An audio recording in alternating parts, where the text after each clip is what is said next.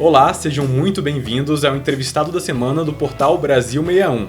Para ter acesso ao nosso conteúdo, basta acessar brasil61.com ou nos acompanhar pelas nossas redes sociais, o Facebook, Twitter e Instagram. Para tirar algumas dúvidas sobre reforma administrativa, hoje vamos conversar com Wagner Lenhart, que é secretário de Gestão e Desempenho de Pessoal do Ministério da Economia, e também um dos autores da proposta da reforma administrativa.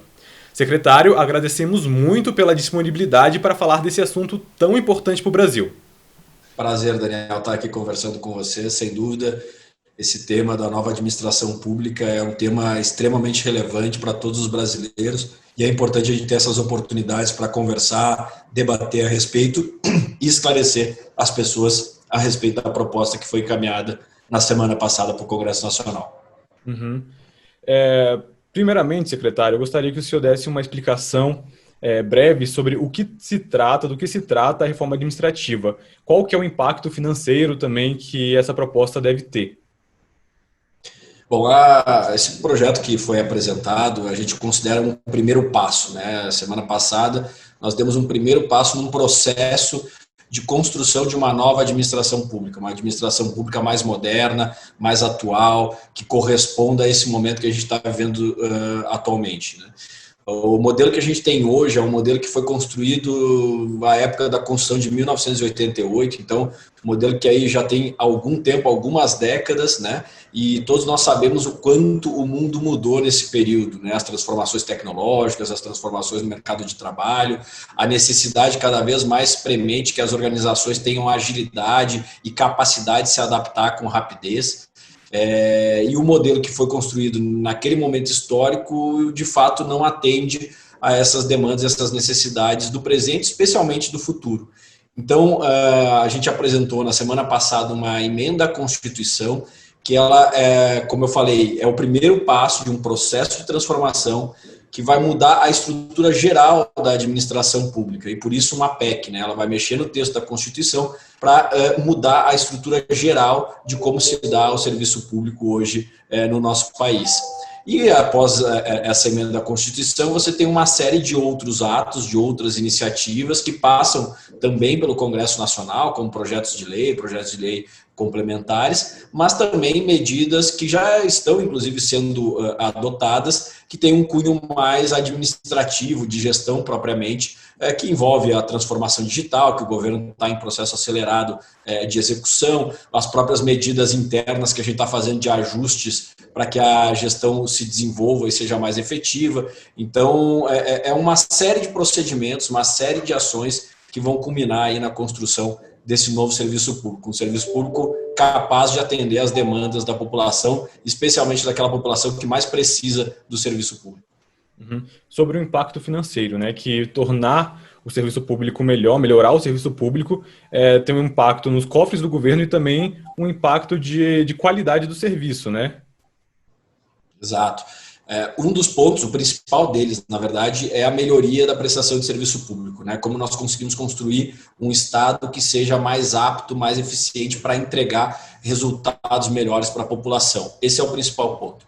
Mas é evidente que uma outra preocupação é o equilíbrio das contas públicas, até porque o primeiro objetivo não se concretiza se nós não tivermos as contas públicas equilibradas, e todos nós sabemos que a despesa de pessoal é uma despesa expressiva dentro do governo, não só do governo federal, mas estados e municípios. Inclusive, nós temos estados aí, todos sabem, que encontram dificuldades, inclusive para honrar o seu compromisso com a folha de pagamento. O meu estado natal, Rio Grande do Sul, faz 4 anos que não consegue pagar em dia os servidores, e essa é uma situação extremamente triste, né, e que não deve acontecer em outros entes. Mas a gente tem esse problema, o problema está posto, de fato há aí o modelo, ele é engessado e ele tem um crescimento muito grande da despesa de pessoal, e isso está gerando uma série de problemas para diversos entes da nossa federação. Então, esse é um ponto importante a ser abordado, você colocou bem, e a gente está trabalhando para isso também.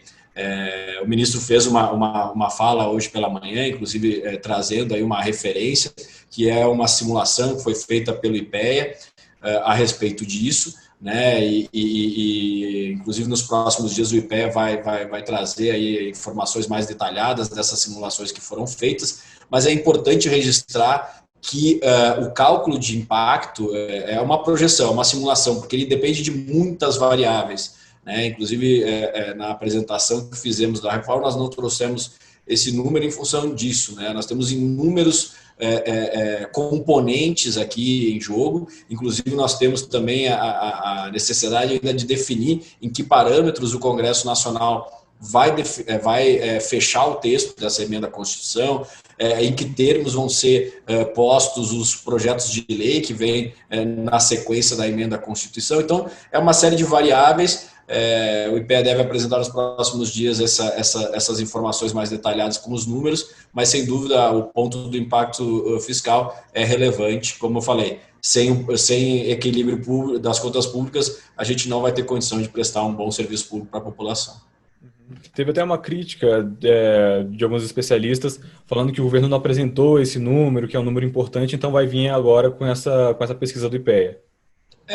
Mas com esse componente de simulação, né? Porque aquilo que a gente comentou na apresentação na semana passada, muitas variáveis envolvidas e um processo legislativo em andamento que pode sofrer alterações ainda.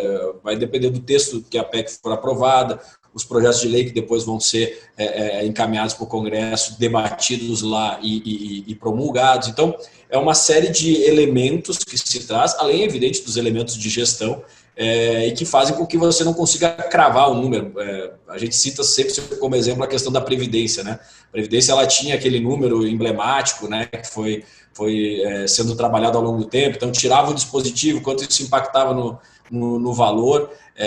A reforma administrativa, a transformação do Estado, ela é um pouco diferente, ela não tem esse mesmo componente, essa mesma precisão no cálculo do impacto que a previdenciária tinha, né? Mas, de qualquer forma, é um elemento importante a gente ter um sistema equilibrado, né? E que a gente consiga aí manter, especialmente no futuro e para as próximas gerações, um sistema que caiba no bolso dos brasileiros. Uhum. O senhor citou aí, desculpa, o senhor citou aí o impacto estadual da reforma, que também vai valer para cargos municipais e estaduais. Você pode explicar como que vai ser esse impacto regionalmente? Perfeito. E é importante essa pergunta, Daniel, porque me possibilita também trazer uma informação bastante importante da abrangência da reforma, né? Quem ela impacta. Primeiro, ela só impacta aqueles servidores que ingressarem no serviço público a partir da promulgação da emenda à Constituição. Ela não impacta os atuais naquilo que toca ao texto constitucional. As regras constitucionais que existem hoje vão ser mantidas na sua integralidade aos servidores atuais, especialmente naquilo que é mais caro aos servidores, que é o regime de estabilidade. Então, as regras continuam as mesmas para quem já está. Além disso, né, além de valer para os novos, essas regras vão valer para os servidores públicos de estados, municípios e da União, e também para os servidores públicos do Legislativo e do Judiciário, bem como, evidente, do Executivo. Então, são os três poderes e os três entes que compõem a federação que vai ter a abrangência dessa transformação. Então, as regras que estão colocadas na Constituição, elas vão valer para todos esses entes que eu comentei, e esses poderes também.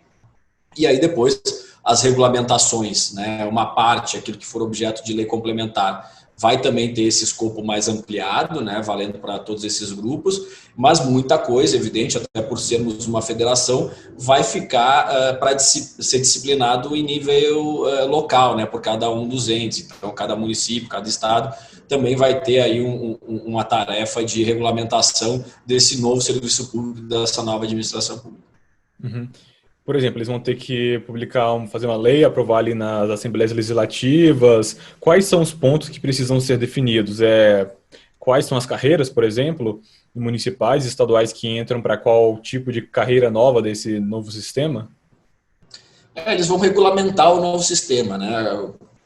Como é que vai acontecer? A gente está projetando isso. Aprova-se a emenda à Constituição, você especialmente vai criar um novo regime de vínculos, né? E esse é a principal mudança da PEC que foi apresentada. Ela pega o regime jurídico único, que é o único regime hoje existente na administração pública, e transforma ele em 5 alternativas, em 5 tipos de vínculo, né? Então, essa é a grande transformação que está se dando, justamente para que o governo tenha mais flexibilidade, mais agilidade para tomar as decisões e fazer as movimentações de força de trabalho, de composição dos seus quadros. Inclusive alinhado com as melhores práticas mundiais, né? A gente foi fazer aí e buscar referências internacionalmente, onde o serviço público é muito bem cotado e muito bem classificado, para trazer referência. É evidente que sempre adaptando a nossa realidade, também buscando boas práticas dentro do país. A gente tem órgãos públicos de excelência que também contribuíram para essa análise, para esse estudo. Mas, então, a gente foi buscar todos esses elementos, né, para, primeiro, então, fazer essa PEC com essa nova natureza de vínculos, né, esses 5 vínculos distintos, e aí, a partir disso, nós vamos ter a necessidade de uma lei complementar, que aí é uma lei federal que vai criar regras gerais e básicas para a organização da estrutura de gestão de pessoas da administração pública, e dessa lei complementar, os entes, né, vão precisar fazer as suas regulamentações próprias para detalhar aí questões relacionadas, como você comentou, às carreiras, relacionada à governança remuneratória, relacionada ao sistema de progressão e promoções, enfim, aí uma série de questões relacionadas à gestão de pessoas. Uhum. Vou aproveitar que o senhor falou desse ponto para pedir assim, uma explicação, que é a coisa que as pessoas mais se preocupam, mais estão perguntando muito para a gente, que é como é que fica a estabilidade? Quem vai perder a estabilidade e quem continua com esse benefício? Perfeito. Bom, primeiro os atuais, então, como eu falei, permanecem as mesmas regras que já estão previstas na Constituição, ou seja, 3 possibilidades. A primeira delas, a falha disciplinar, né? A falta disciplinar que redunda num processo administrativo e eventualmente com desligamento. O segundo, uma decisão transitada em julgado, que é aí uma decisão judicial que traz esse comando do desligamento do servidor. E em terceiro, a insuficiência de desempenho, né? Aqueles servidores que de maneira recorrente não desempenham de maneira adequada, o texto constitucional já prevê que eles podem ser desligados. O novo sistema vai ter essa natureza de vínculos distintos, né? Então é importante a gente classificar aqui esses vínculos, né? E a gente tem feito isso em 2 grupos.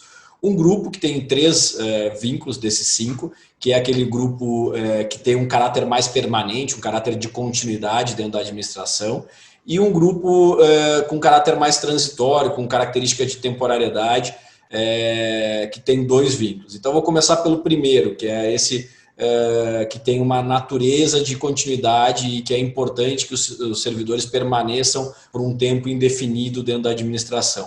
O primeiro deles é o cargo típico de Estado, né? São aquelas funções claramente desempenhadas pelo governo e que o governo faz como sua função primeira, né? São poder de polícia, fiscalização, são aquelas atividades que, pela sua natureza, demandam uma maior autonomia, uma maior independência do agente público para que ele possa desempenhar suas funções sem qualquer tipo de receio de represália ou de encaminhamento para outro interesse que não seja o interesse público. Então, esse é o grupo que, em qualquer lugar do mundo, esse grupo tem uma estabilidade mais robusta, mais sólida.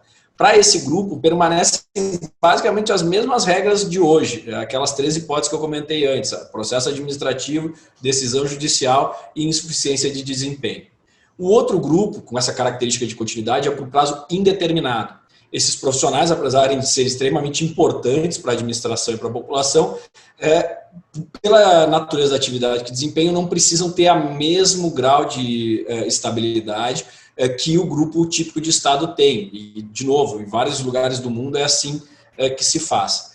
No entanto, é importante destacar que para esse grupo não vai ser possibilitada a demissão de maneira pessoal. O chefe não gosta do João, não gosta da Maria, vai demitir. Isso não vai ser permitido. Inclusive, na própria Constituição, nós, na emenda que foi apresentada na semana passada, nós colocamos um dispositivo expresso de que é vedado qualquer tipo de desligamento, inclusive desse grupo, em virtude de questões político-partidárias. Então, esse movimento não pode ser feito. A única questão que foge dessa questão da impessoalidade, porque daí é da natureza do acompanhamento é do desligamento por insuficiência de desempenho. Esse sim, é evidente, é uma questão individual, é o desempenho individual de cada um e, portanto, é isso que é apreciado. Mas nos outros casos, esse componente de pessoalidade, de indicação de uma única pessoa, não vai estar presente. As possibilidades vão ser regulamentadas em lei, né, não estão previstas na Constituição, então as possibilidades de desligamento vão estar regulamentadas em lei e vão prever questões como, e aí aqui eu dou um exemplo, né, porque isso vai ser objeto depois de debate e de definição pelo Congresso Nacional. Mas a França, no passado, ela definiu como uma das possibilidades você desligar por obsolescência da atividade, ou seja, o servidor foi contratado por uma atividade, ela era importante, mas em determinado momento, pela evolução tecnológica, se tornou obsoleta. Então é possível desligar esse servidor. Mas não vai ser desligado o servidor em si, vão ser desligados todo o grupo que desempenha aquela determinada atividade, né? Porque ela não é mais necessária para o Estado. Então esse é só um exemplo, né? Mas o importante é destacar aqui, vai ser previsto em lei e vai ter ainda presente o componente da impessoalidade, da transparência, do processo administrativo com ampla defesa e também essa característica, exceto a avaliação de desempenho, de você não identificar por pessoa, mas sim por atividade. Então, esse é um ponto importante. O terceiro tipo de vínculo desse grupo que complementa é um vínculo inicial, que é o vínculo de experiência, que é o momento em que o servidor vai concluir o concurso público, ele vai fazer parte do concurso público, onde o servidor que passou nas provas iniciais vai demonstrar na prática que ele está apto para aquelas atividades para as quais ele prestou o concurso. Então, vai ser um período ali que vai substituir o estágio probatório, em que ele vai estar num vínculo distinto, ele ainda não vai ter assumido o cargo efetivo, e ele vai ter, então, esse período para demonstrar que, de fato, ele tem as condições de entregar o resultado que a população espera. E aí, o outro grupo, que eu vou falar rapidamente aqui, que tem esse caráter de temporariedade, é o cargo por prazo determinado, que substitui o contrato temporário que hoje existe. São aquelas atividades que, pela sua natureza, têm início, meio e fim, ou são uma demanda pontual, ou são fixadas por projeto. Então, vai ter essa possibilidade na administração. E também os cargos de liderança e assessoramento, que são aqueles cargos que vêm a substituir os cargos em comissão. Então, são esses os tipos de vínculo e também o regime de estabilidade de cada um deles, especialmente desse primeiro grupo que eu comentei, que são aqueles que têm um caráter de continuidade. O grupo temporário, ele vai seguir as mesmas regras em relação a processo disciplinar, a decisão judicial, mas eles têm uma característica distinta porque ele tem início, meio e fim, né? O contrato vai ter um tempo, 2 anos, 1 ano, 3 anos, então você já sabe quando vai ser o ponto final dessa relação com o Estado, nesse caso dos cargos por prazo determinado. Uhum. Você falou que a nova regra vai ter um dispositivo para impedir que as pessoas sejam vítimas de uma perseguição política, por exemplo. Vai estar lá escrito que não pode fazer isso. Mas eu queria que você falasse um pouquinho sobre qual que é o dispositivo que vai impedir, né? Porque uma pessoa pode ser demitida e oficialmente não ser, mas no fundo realmente ser uma perseguição, né? Essa é uma preocupação pertinente dos servidores, das pessoas que se preocupam com o serviço público, para que realmente não ocorram injustiças, né? Então, o primeiro passo que a gente projetou para que isso não aconteça é prever no próprio texto da Constituição essa vedação.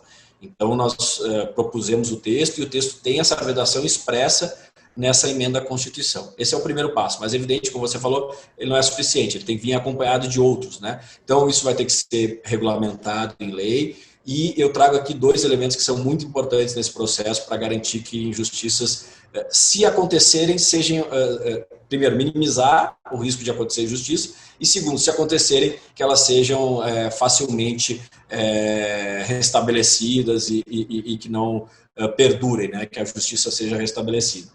O primeiro deles é o processo administrativo. Nenhum desses atos, nenhum desses desligamentos, como eu comentei, vai ser feito pela vontade de uma única pessoa que acordou num dia de manhã e decidiu que ia mandar alguém embora. Vai ser necessário um processo administrativo, com instrução, com a ampla defesa, o servidor poder também apresentar a sua justificativa, a sua defesa, para que haja, então, algo sólido, né, que a administração demonstre e também dê transparência a esse processo. E, ó, esse grupo de servidores, eventualmente, está sendo desligado por isso, foi dado o direito de ampla defesa e a conclusão foi essa. Esse é o primeiro ponto, né? O processo administrativo é algo muito importante para garantir esses direitos e também garantir que não haja injustiça. E o segundo elemento, que é fundamental, é o próprio judiciário, né? Qualquer processo que seja feito de maneira inadequada, que não respeite a lei, que não respeite a Constituição, que não seja bem conduzido pelo chefe do servidor, eventualmente pode ser levado à justiça e a justiça restabelecer caso seja identificado alguma irregularidade ou alguma inadequação. Então, a gente tem diversos elementos aqui para trazer que evitem injustiças e que concretizem esse dispositivo constitucional de não haver perseguições, né, de não haver definições pessoais ou preferências pessoais ou enfim, qualquer tipo de prejuízo nesse sentido para os servidores públicos. Uhum.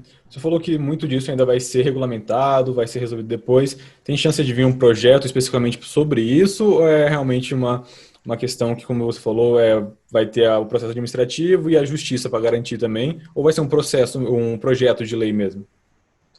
Isso vai ser regulamentado em lei, sem dúvida nenhuma, é fundamental que seja. O legislativo dá as balizas gerais, né, de como isso vai acontecer. É evidente que uma parte fica para a regulamentação dos entes e dos poderes, faz parte do processo, né, que seja dessa forma, mas o legislativo tem que estabelecer as balizas e tenho certeza que no momento oportuno, porque como eu falei, esse é um processo, né, é um caminho que a gente vai trilhar aí para fazer essa transformação do Estado brasileiro. E aqui um ponto importante também para destacar, qualquer país que fez transformações nesse sentido, nenhum deles fez da noite para o dia e nenhum deles fez com uma bala de prata. Não existe bala de prata para um processo de transformação da administração pública.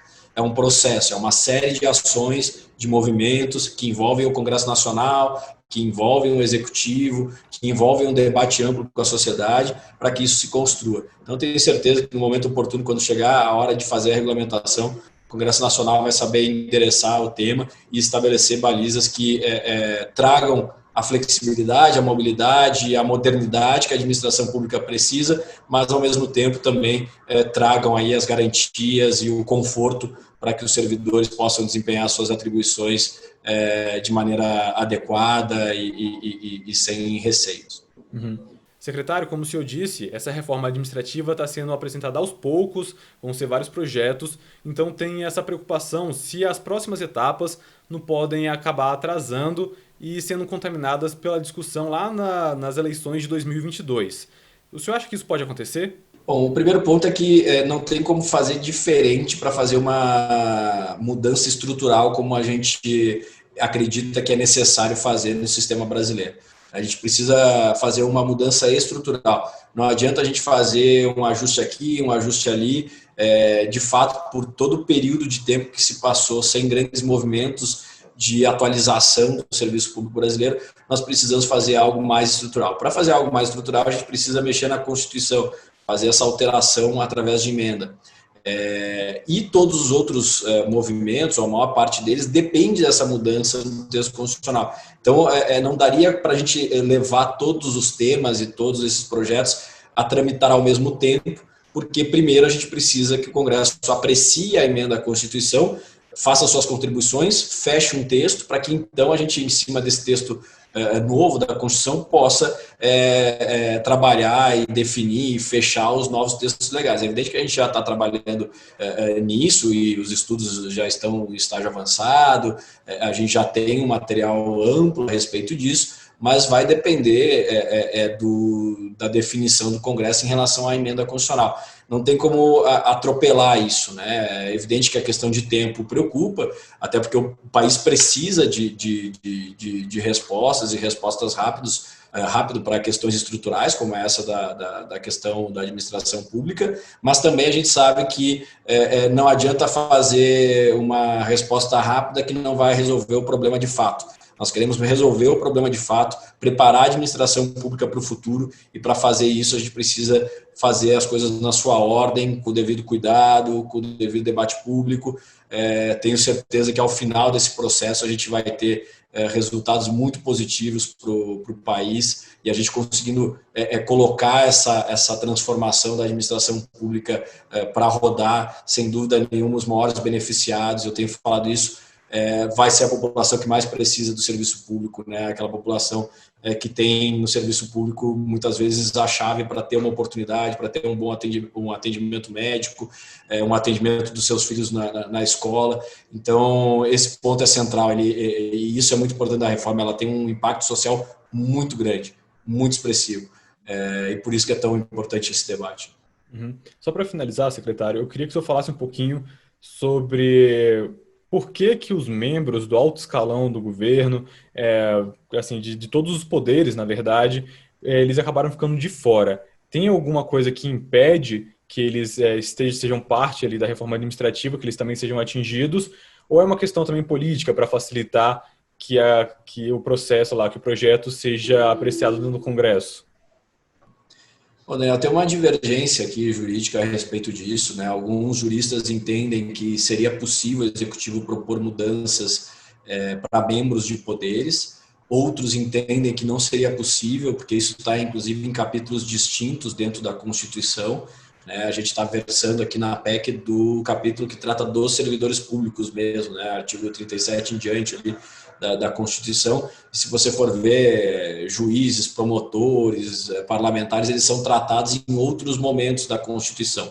Então há essa divergência, a gente tem argumento para os dois lados, né? Mas até por uma questão de cautela, para que esse processo da PEC não se tornasse num debate judicial infindável, a proposta foi sem a inclusão dos membros de poder. O Congresso agora, aí sim, uma parte legítima de maneira inquestionável para fazer essa ampliação, vai debater se é o caso de ampliar ou não, mas a proposta do Executivo, a não apresentação está muito colocada nesse ponto de não gerar aí uma discussão jurídica que se prolongue aí por muito tempo. Só para te dar um exemplo, em razão de uma questão de forma, né, do processo, como se deu no Congresso Nacional, a emenda constitucional 19 de 1998 ainda tem um processo pendente de julgamento no STF até hoje, né? E se você entrar na Constituição hoje,